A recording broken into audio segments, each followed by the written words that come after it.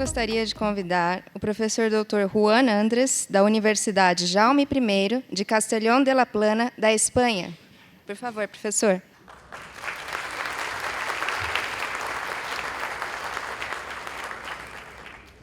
Gostaria também de convidar o professor Adilson ao palco.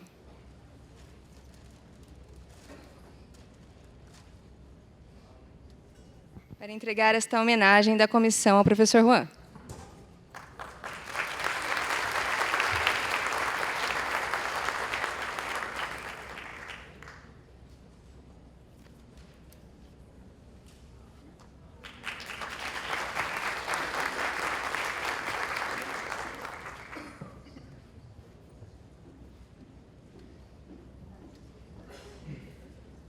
Bueno, obviamente tengo que empezar agradeciendo este presente y tengo que reconocer que hay una trampa en este presente, por dos motivos.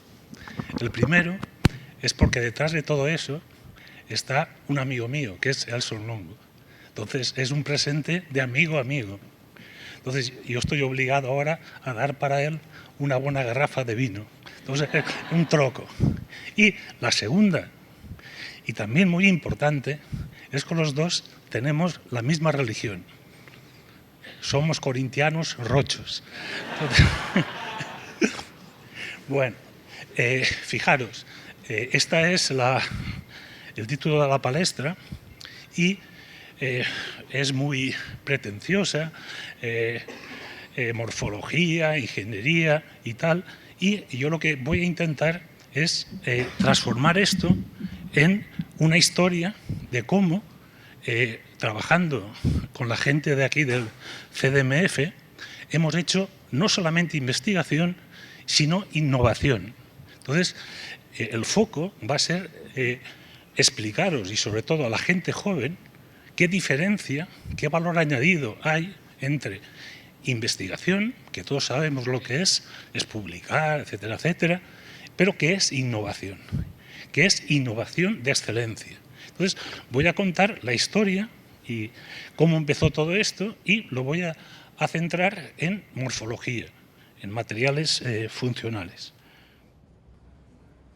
Bueno, entonces, lo que tenemos que tener claro que es innovación.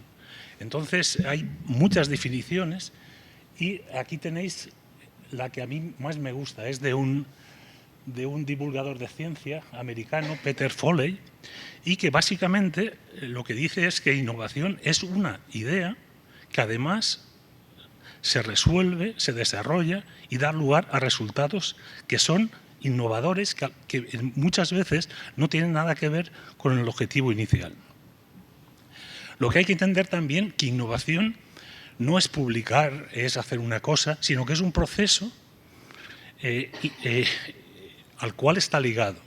Por tanto, innovación es mucho más que todo eso. Para hacer buena innovación hay, para mí, dos cosas fundamentales, que es que uno tiene que ser muy curioso, buscar cosas, ver, analizar un problema desde un punto de vista diferente. Y después hay un concepto que está muy de moda en investigación, que es la serendipity. Es decir, tú estás buscando una cosa, una solución, y por casualidad, sin buscarlo, encuentras otra cosa que puede resolverla. Y eso es fundamental. Si yo tuviera que elegir y explicar en tres conceptos qué hace diferente al CDMF, elegiría estos tres ramas fundamentales. Lo primero es que procuramos siempre abrir nuevos caminos. Es decir, no buscamos o seguimos caminos que otros investigadores, otros grupos ya han abierto. No, vamos al bosque y buscamos la trilla donde nadie pasó y la hacemos paso a paso. El siguiente es que es un gran valor añadido del CDMF, es que hay gente de todos los ámbitos, como por ejemplo en el profesor Bañato, es decir, ingenieros, químicos, físicos, teóricos, etcétera, ciencia de materiales, y eso da una riqueza porque el crecimiento mayor se produce en las zonas de intersección de diferentes campos de investigación. Y eso es fundamental. Y Después, pues yo como profesor Bañato soy mecánico cuántico. Soy de la escuela de Lodin, de la Suecia. Y también Elson era de la escuela de Pullman, de Dodel en París. Pues bien, yo ahora soy un experimental, pero el conocimiento, es decir, la base teórica que nos da trabajar con mecánica cuántica, eso es espectacular. Y además, trabajando con nanotecnología, ¿qué es un nano? Es unas dimensiones ideales, porque vemos los átomos a átomos. Y eso es quien lo resuelve, la mecánica cuántica. Bueno, entonces, ¿qué hacemos nosotros? Pues aquí tenéis una frase que explica un poco el abrir nuevos caminos. Es decir, tenemos que ir por donde nadie ha ido si queremos realmente progresar y hacer innovación de calidad. Y ahora voy a empezar la historia de todo esto. ¿Por qué? Bueno, pues hace como 20 años el profesor Elson estaba trabajando con el óxido de estaño, era un supervaristor, etcétera, etcétera, y ellos habían comprado un microscopio electrónico, entonces era el top, y empezaron a hacer Oriented Attachment, el profesor Elson Leite, crecimiento de cristales, y un día me viene con esta foto. Y me dice, mira, hemos descubierto que el SNO2 crece preferentemente en esa dirección. Ahí está la foto. Y me pregunto, ¿podríamos esto simularlo, reproducirlo, explicarlo por mecánica cuántica? Y yo, bueno, vamos a ver. Bueno, pues ¿qué es lo que hice yo? Pues empecé a buscar bibliografía y no había nada sobre eso. Y lo primero que encontré fue un artículo de 1901 de Wolf, que era un cristalógrafo. Y tenía un artículo en alemán, conseguí traducirlo en inglés, y él hacía un esquema predictivo bastante simple de cómo podían crecer los cristales y en qué dirección. Y tenía unas fórmulas matemáticas como buen cristalógrafo, y yo empecé a analizar todo aquello y vi que la clave de todo eso estaba en la energía superficial de cada una de las caras que tiene un cristal. Entonces, el primer objetivo fue intentar calcular por mecánica cuántica pura y dura la energía superficial de un cristal. Es decir, coger un cristal, cortarlo por una cara y conseguir calcular con la mejor exactitud posible su energía superficial o su función trabajo. Bueno, pues como buen teórico empezamos con ello, hacer el programa de cálculo, etcétera, etcétera, y nos dimos cuenta que la energía superficial era un valor que los experimentales eran muy difícil de acceder, se conseguía por medidas indirectas. Entonces vimos que ahí teníamos posibilidades de proporcionar algo. Bueno, pues metodología, programa de cálculo y descubrimos la fórmula matemática, que es esta de aquí, pero no voy a entrar en esto, y eso nos permitió tomar cualquier material y calcular energías superficiales. Y a partir de las ecuaciones matemáticas que había propuesto Wolf, en un programa de cálculo empezamos a ver cómo podíamos simular crecimientos de cristales. Y tuvimos la suerte de al cortar diferentes caras, comprobamos experimentalmente que nuestros resultados eran capaces de reproducir la imagen experimental. Sabíamos por qué el SNO2 crecía durante la síntesis que ellos hacían en el laboratorio en esa dirección. Luego teníamos una herramienta poderosa para seguir trabajando. Eso lo publicamos en el 2003 y este artículo tiene un montón de citas y ahí quedó la cosa.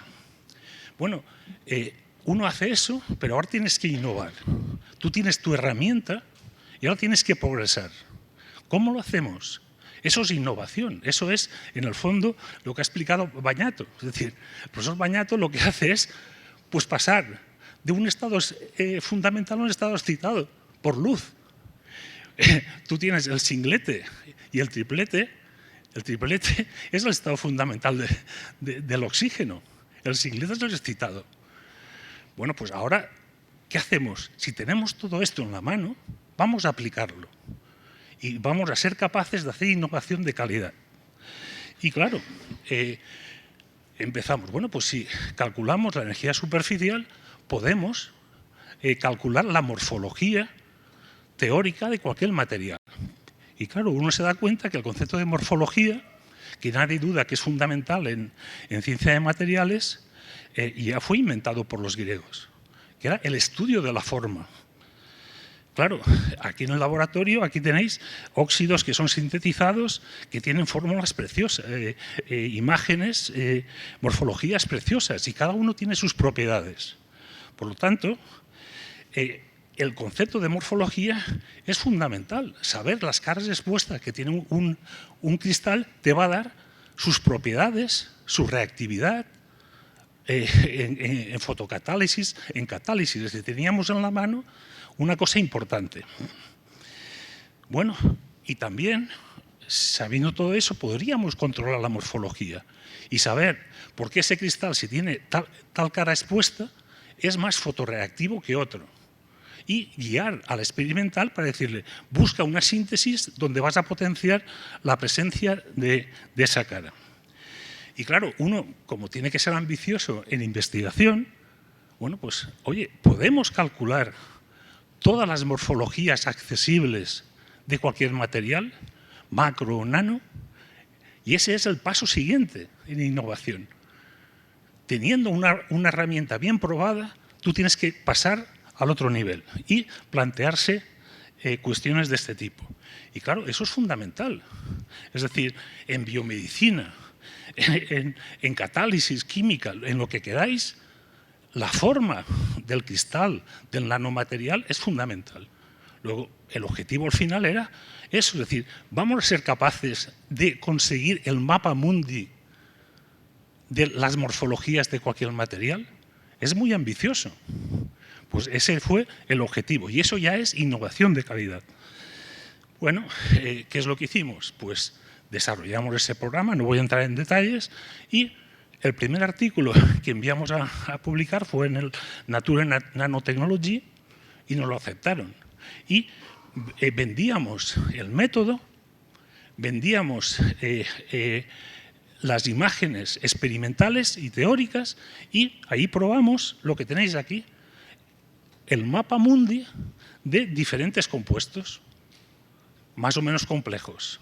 Es decir, fijaros, estábamos descubriendo todas las posibilidades de morfologías de estos materiales. Teníamos muchos más.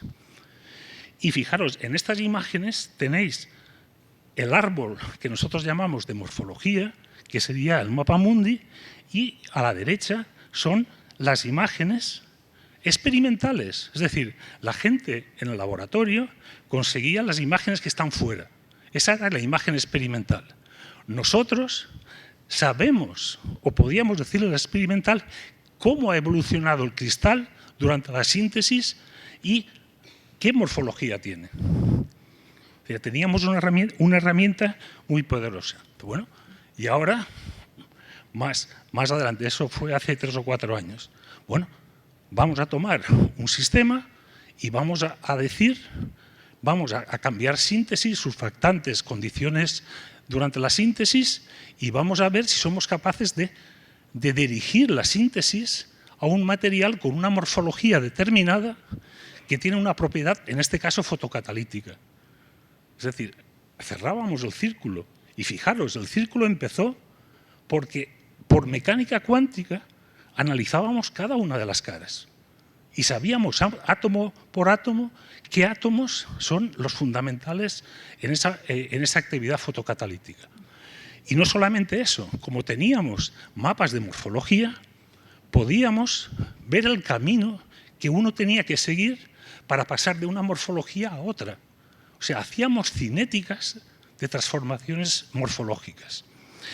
Y esto lo mandamos a una revista de impacto 4 no sé qué, a las americanas que son ABC. Bueno, pues automáticamente el editor vio el artículo y nos la pasó directamente a la que tenía el mayor índice de impacto de esa revista. Bueno, y aquí tenéis una cosa reciente que hemos hecho con un estudiante de Elson, que leyó la tesis en Punta Grossa, que es el árbol de morfología del óxido de plata. Ahí tenéis el árbol de morfología y las imágenes que veis en negro es la imagen experimental que nosotros recuperamos de la bibliografía. Es decir, nosotros predecíamos cómo la morfología de ese material va cambiando en función de cómo nosotros aumentábamos o disminuíamos la energía superficial de las caras. Era una prueba evidente de que podíamos proporcionar al experimental las condiciones para dirigir su síntesis. Y fijaros, tanto es así que nosotros podíamos ver los carriers, lo que se llama el buraco y el electrón, que son la diferencia en estado cinglete y triplete. Y eso significa analizar dónde están los electrones en las caras expuestas y los buracos. Y fijaros, lo conseguíamos a nivel atómico, es decir, a nivel nano. Este, por ejemplo, es otro trabajo donde era el wolframato de zinc, la misma cosa. Analizando las caras expuestas, nosotros proponíamos el mecanismo fotocatalítico única y exclusivamente analizando las caras de estos compuestos. Y esto es un artículo que recientemente fue presentado en un congreso en Corea, que en el fondo lo que nosotros hacemos es leer como una lupa las caras de un material y analizar por qué es más reactivo este o el otro. Pero podemos ir más allá, es decir, esto es un análisis de densidad electrónica. Bueno, podemos también hablar de magnetismo. ¿Por qué? Porque podemos reproducir, podemos estudiar las propiedades magnéticas de cada cara y, por lo tanto, las propiedades globales de un material. Y eso es lo que hicimos, por ejemplo, con el óxido de cobalto. La misma cosa. Tomamos el cristal, lo cortamos y analizamos la densidad de spin, alfa, beta, de cada una de las caras. Y con eso conseguimos el mapa de morfología magnética. Aquí tenéis, por ejemplo, el caso del óxido de cobalto y exactamente lo mismo. Este es el árbol teórico y al lado, en negro, tenéis las imágenes que ya están publicadas por otros grupos. Nosotros éramos capaces de decir el camino que el sistema ha seguido para llegar a esta morfología pasa por esto y por esto. Es decir, conocíamos el how-know de cómo ocurrían las cosas. Y claro, dependiendo de todo eso, ese material va a tener propiedades magnéticas, aplicaciones tecnológicas, etc. Visto de forma macro, aquí tenéis cómo, en función de la morfología del material, la propiedad magnética va cambiando. Entonces, lo que es muy fácil. ¿Quieres un material magnético? Pues tienes que conseguir que tal cara aparezca o desaparezca.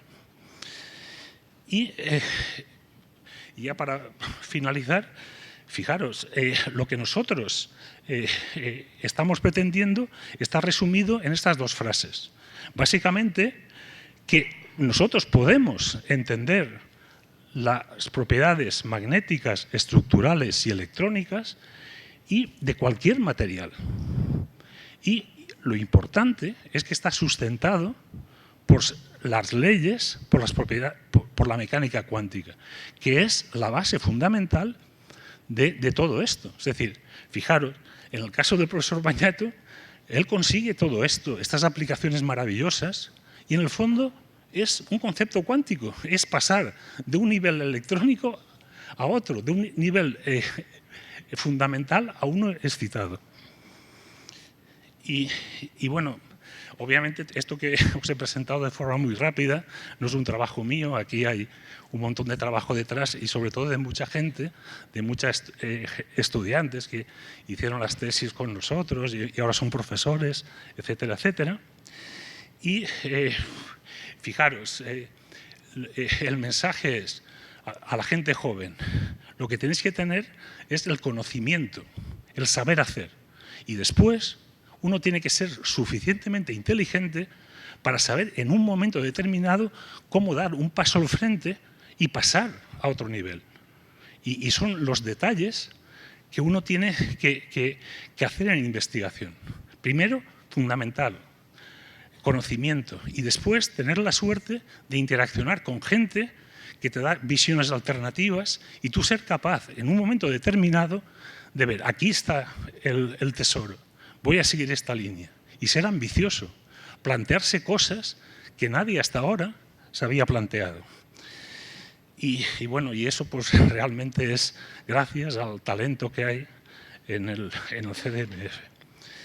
Y bueno, y esto pues es típico de un europeo, es el nacimiento del universo, y en el fondo lo que hacemos es juntar dos cosas, teoría y experimento, porque son complementarias, son fundamentales. Y claro, pues uno, como estamos en San Carlos, pues fijaros, yo os he hablado castellano, bueno, os tengo que decir que portugués lo hablo mal, pero hablo 3 o 4 idiomas porque pasé por Suecia, por Francia, por Italia, o sea, no tengo problemas, pero al final uno decide que tiene que hablar con el idioma con el que es intrínseco. Y claro, mi educación fue en castellano. Y la frase que he elegido es una frase de un filósofo valenciano, como yo soy español, pero de la Comunidad Valenciana, que es de Emili Lledó, y cuando leí esta frase, pues me acordé de Elson. Y la he colocado en castellano y en portugués, en brasileiro. Bueno, la pregunta es, ¿cómo un señor que ha hecho todo en esta vida, 75 años, que es corintiano, o yo, pues, que tenía mi carrera académica en España, pues se pasa la mitad del tiempo, casi el tiempo aquí en Brasil? Pues ahí está la frase. ¿Por qué? Porque la vida es camino, es horizonte, tiempo y ideas. Y eso no nos esgota en cuanto incentivamos, en cuanto no tenga acabado el deseo de odar, entender y progresar. Si estamos aquí, Elson y yo, que somos amigos y corintianos, es porque cumplimos en esto, porque tenemos ilusión de hacer las cosas bien y de progresar. Y claro, aquí sería larguísimo, seguramente me he dejado a un montón de gente, pero detrás de todo esto, pues fijaros la cantidad de gente que hay. Y obviamente uno tiene que ser agradecido, regalar una garrafa de vino y también decir las fuentes financiadoras. Estas son básicamente la universidad mía, el CDMF y las agencias financiadoras de Brasil y las de España. Y nada, muito obrigado.